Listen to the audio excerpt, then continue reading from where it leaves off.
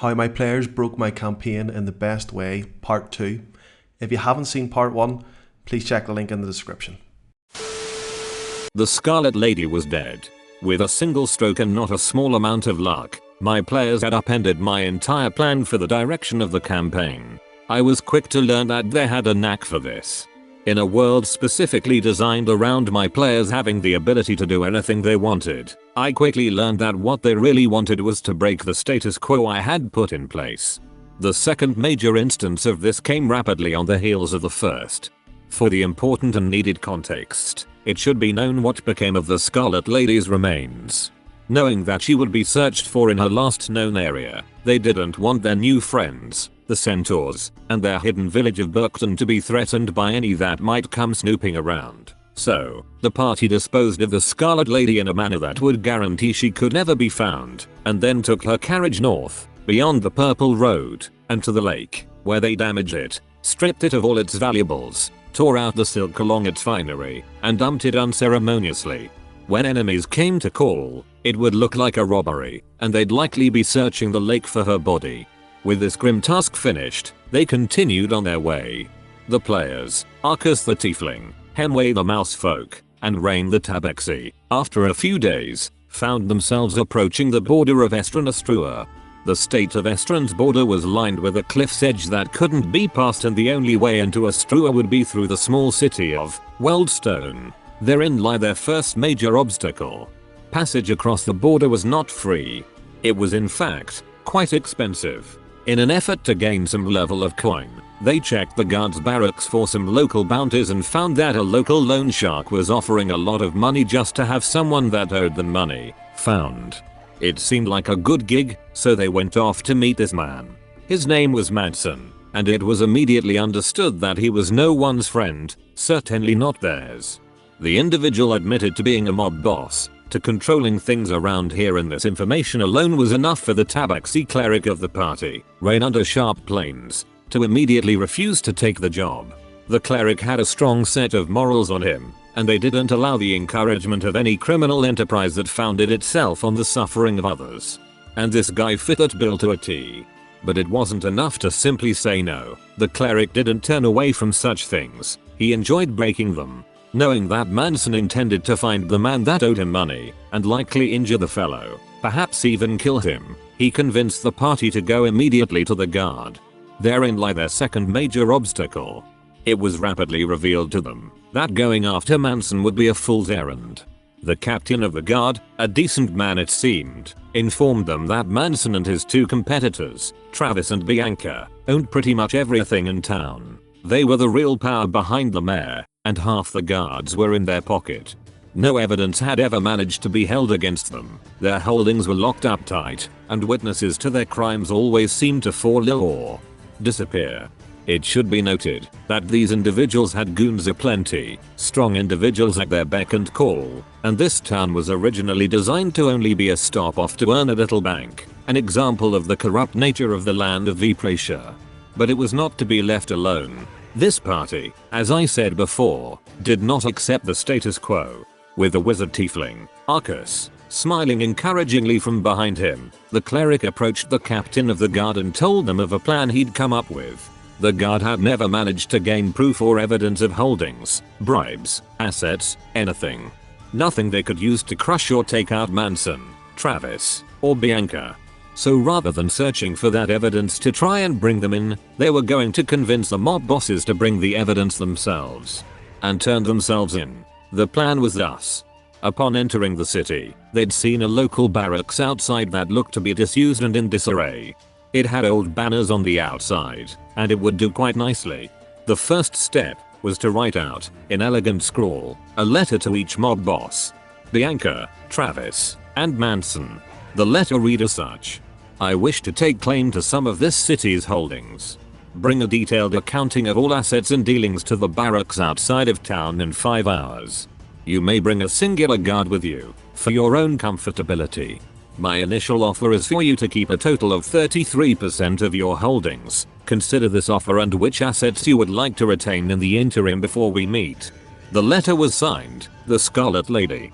It is important to note that her name was particularly important to their plan.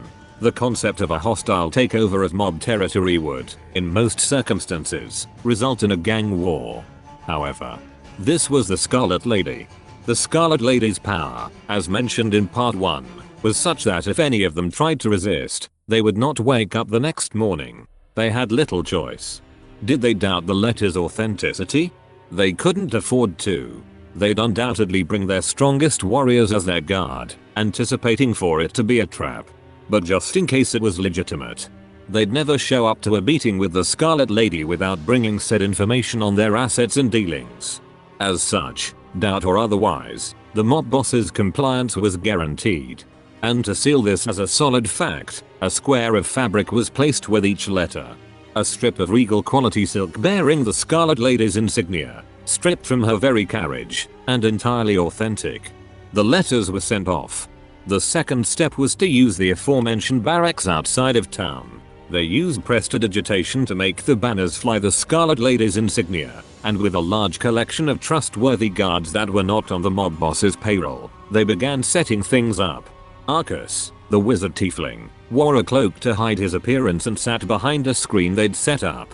A large cloth barrier so that only his silhouette could be seen. A table was set up, and nearby it, a druidic web trap was set in a likely spot. The old cells of the barracks were also covered in cloth, the place made to look like it had been cleaned up specifically for the Scarlet Lady's uses. Within those cells, guards lie in wait.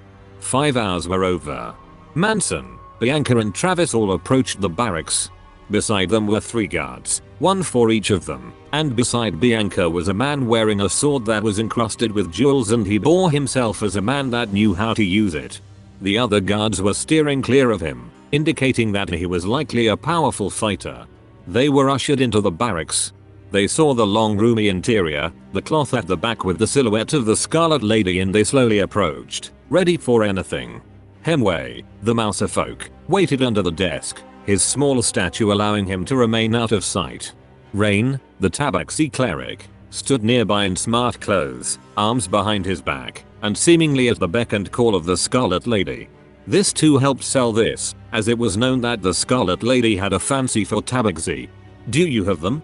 Rain asked in a formal tone. Nervously, all 3 mob bosses revealed thick bonded folders full of everything the guard would ever need to lock them away. Those 3 folders were placed on the table, and they waited. The trap sprung. The web suddenly wrapped around them, and a rapid cast of sleep managed to knock unconscious every single one of them except the guard with the jeweled sword. He fought the spell, used his blade to tear his way out of the web and stood up. But pieces of the web were still wrapped around him, and the web was flammable. Arcus ripped aside the cloth, threw a blast of fire at the guard, and he screamed as fire engulfed him. He dropped his sword, which was immediately picked up by Rain, who then drove it forward. The blade struck true and pierced the guard through the chest. He fell dead. The guards came out, manacled the sleeping mob bosses, and took them away. The detailed reports of all their holdings were more than enough to put them away for a very, very long time. Using the Scarlet Lady's name, the captain said, looking back at the party as the mob bosses were taken. "That probably wasn't smart. What'll you do if she finds out?" The tabaxi looked to his companions, the mousefolk unable to stop himself grinning at the humor of it, and even Arcus, his usual stoic self, cracked a smirk.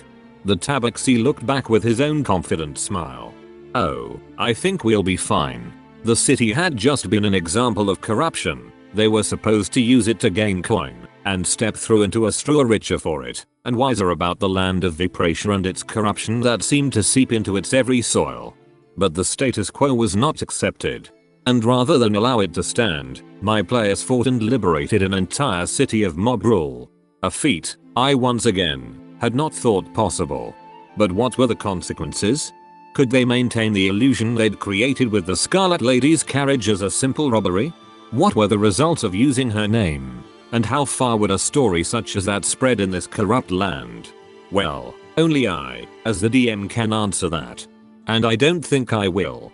Just yet. Thanks for watching, guys. I hope you can't tell in my voice how much I'm panicking about doing these intros and outros. I just wanted to mention that there was comments made on the first part that there was people who were doing this without text to speech. My plan is in the future is to try and get more voice actors to do it. I'm not up to scratch, and I don't think you'd enjoy my reading techniques. So we want to do a wee bit of text to speech. I'm going to get a couple of guys in our Discord. There's a bit of a plug there to do a wee bit of voice acting. So if you are interested in voice acting, or if you just want to chat D&D, please join us. The link is in the description. And if you enjoyed the video or you enjoy these videos, please don't forget to like and subscribe. Thank you.